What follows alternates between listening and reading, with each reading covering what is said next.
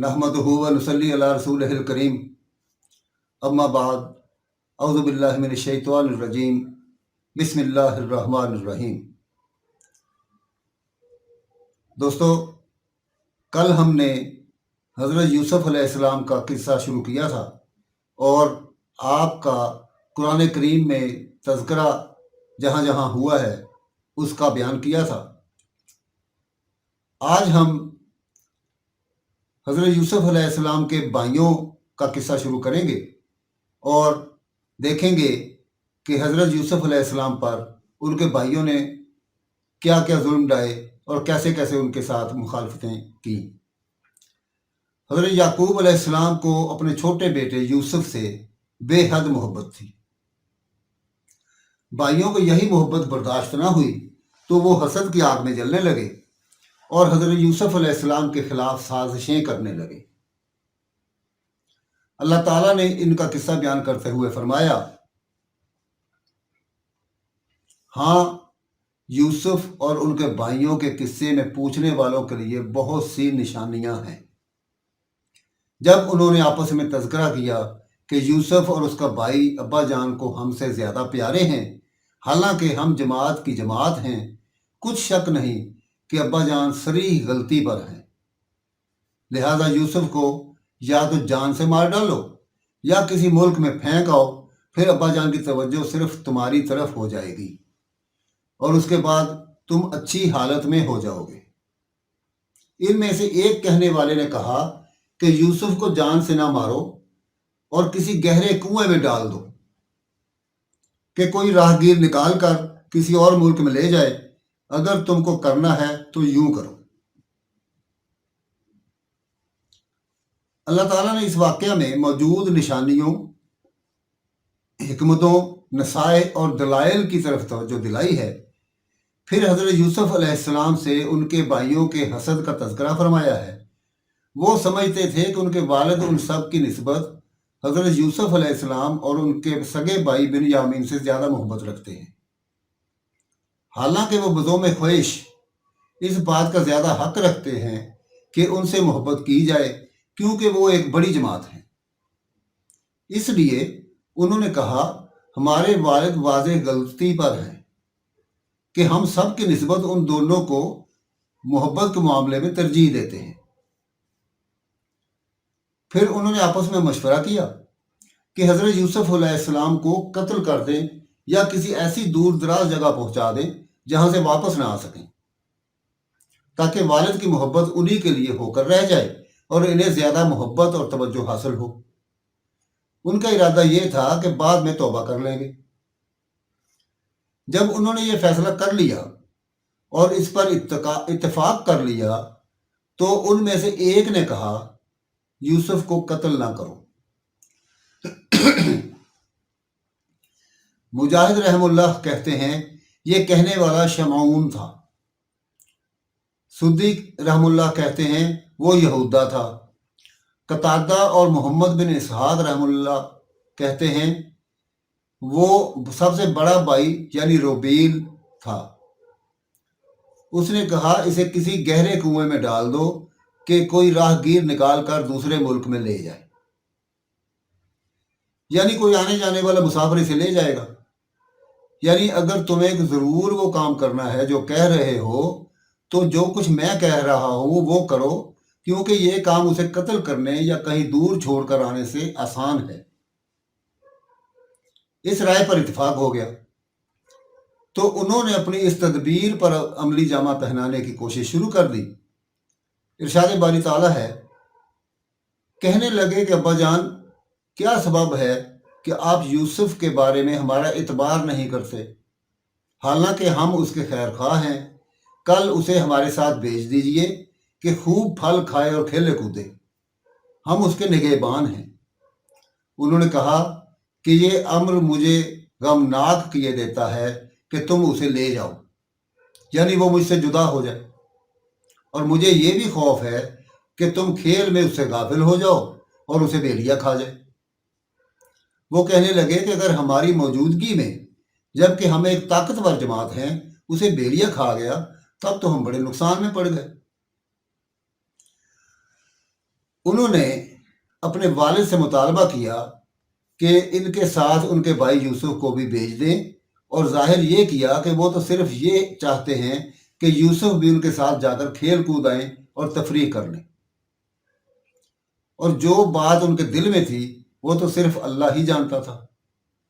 ان کے والد نے فرمایا، بیٹو، مجھ سے تو اس کی جدائی گھڑی بھر برداشت نہیں ہوتی، اس کے علاوہ مجھے یہ بھی ڈر لگتا ہے کہ تم اپنے کھیل کود میں مشغول ہو کر اس سے غافل ہو جاؤ اور کوئی بھیڑیا آ کر اسے کھا جائے گا۔ وہ تو اتنا چھوٹا ہے کہ تمہارے غافل ہونے کی صورت میں اپنا بچاؤ بھی نہیں کر سکے گا۔ وہ کہنے لگے کہ اگر ہماری موجودگی میں، جبکہ ہم ایک طاقتور جماعت ہیں، اسے بھیڑیا کھا گیا، پھر تو ہم بڑے نقصان میں پڑ گئے۔ یعنی اگر بھیڑیا اس پر حملہ کر کے اسے ہمارے درمیان سے اٹھا کر لے گیا، یا ہم ایک جماعت ہو کر بھی اس سے اس طرح غافل ہو گئے، تو خدا نہ خواستہ یہ حادثہ ہو گیا تو ہم تو کسی کام کے نہ ہوئے، تب تو ہم مرے برابر ہیں۔ اہل کتاب کہتے ہیں حضرت یعقوب علیہ السلام نے یوسف علیہ السلام کو بھائیوں کے پیچھے بھیج دیا۔ آپ راستہ بھول گئے، کسی نے آپ کو راستہ بتایا، یہ ان لوگوں سے ترجمہ کرنے میں غلطی ہوئی ہے۔ یعقوب علیہ السلام تو آپ کو بھائیوں کے ساتھ بھی بھیجنا نہیں چاہتے تھے، تو اکیلے کیسے بھیج دیا؟ ارشاد باری تعالیٰ ہے،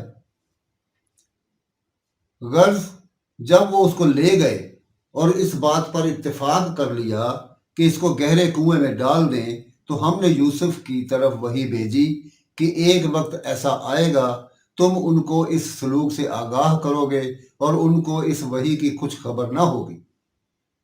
یہ حرکت کر کے وہ رات کو باپ کے پاس روتے ہوئے آئے اور کہنے لگے کہ ابا جان، ہم تو دوڑنے اور ایک دوسرے سے آگے نکلنے میں مصروف ہو گئے اور یوسف کو اپنے سامان کے پاس چھوڑ گئے تو اسے بھیڑیا کھا گیا، اور آپ ہماری بات کو خواہ ہم سچ ہی کہیں مانیں گے نہیں، اور وہ ان کے کرتے پر جھوٹ موٹ کا خون بھی لگا لائے۔ یعقوب نے کہا کہ حقیقت حال یوں نہیں ہے، بلکہ تم اپنے دل سے یہ بات بنا لائے ہو۔ اچھا، صبر کہ وہی خوب ہے، اور جو تم بیان کرتے ہو اس کے بارے میں اللہ ہی سے مدد مطلوب ہے۔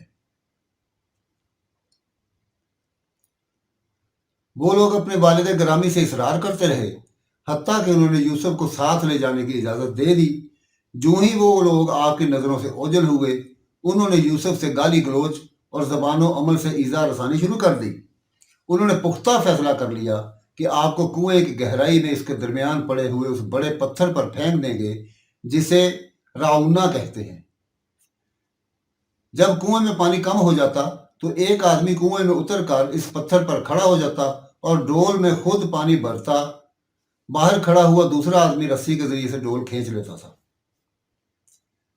جب انہوں نے آپ کو کنویں میں پھینک دیا تو اللہ تعالیٰ نے آپ کی طرف وحی نازل فرمائی کہ آپ جس مصیبت میں گرفتار ہو گئے ہیں اس سے آپ کو ضرور نجات ملے گی۔ آپ اس وقت بھائیوں کو ان کے کرتوت یاد دلائیں گے جب آپ کو عزت و اقتدار حاصل ہوگا، اور یہ لوگ آپ کے محتاج بھی ہوں گے اور آپ سے خوف زدہ بھی، اور انہیں معلوم نہیں ہوگا۔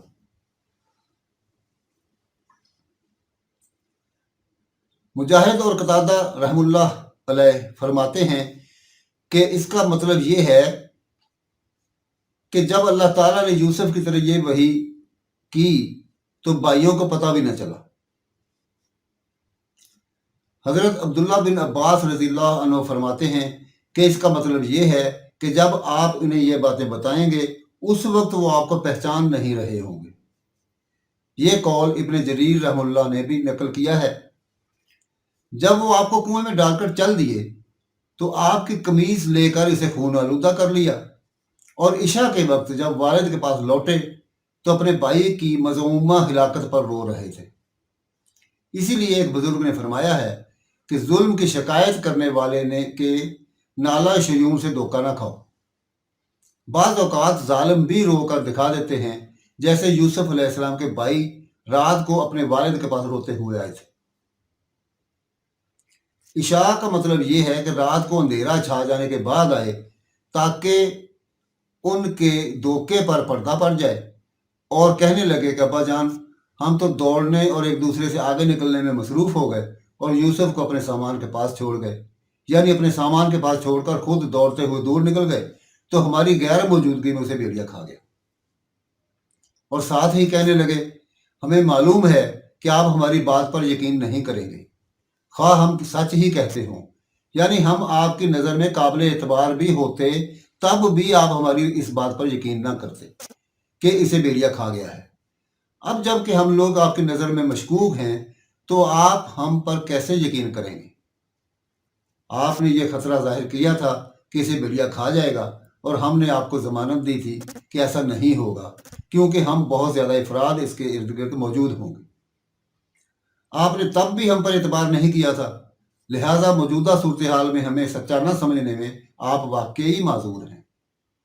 اور وہ اپنے جھوٹ پر پردہ ڈالنے کے لیے یوسف علیہ السلام کے کرتے پر لہو بھی لگا لائے۔ یہ جھوٹ موٹ کا خون تھا، کیونکہ انہوں نے ایک میمنہ لے کر ذبح کیا تھا، اور اس کا خون یوسف علیہ السلام کے قمیص پر لگا کر یہ باور کرانا چاہا تھا کہ یوسف کو بھیڑیے نے کھا لیا ہے۔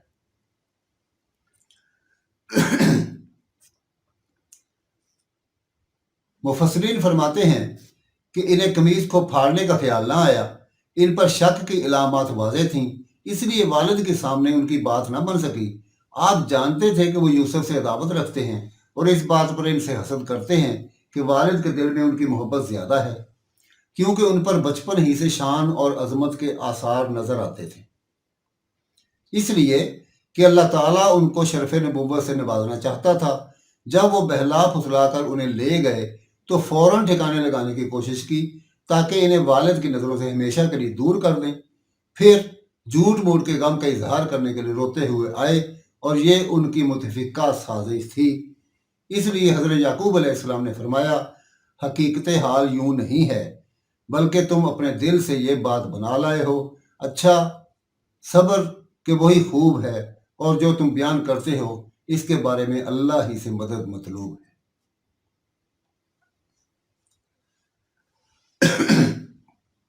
دوستو، اس طرح سے حضرت یوسف علیہ السلام کے بھائیوں نے ان سے اپنی دانست میں چھٹکارا حاصل کرنے کی کوشش کی اور ان کو کنویں میں ڈال دیا۔ اب اس کے بعد حضرت یوسف علیہ السلام کے ساتھ کیا واقعات پیش آئے، اس کا ذکر ہم اگلے نشست میں کریں گے۔ حضرت یوسف علیہ السلام کنویں سے کیسے نکلے، اور کنویں سے نکلنے کے بعد ان کے ساتھ کیا حالات پیش آئے، اس موضوع پر ہم انشاءاللہ اگلے نشست میں بات کریں گے۔ وما علینا الا البلاغ المبین۔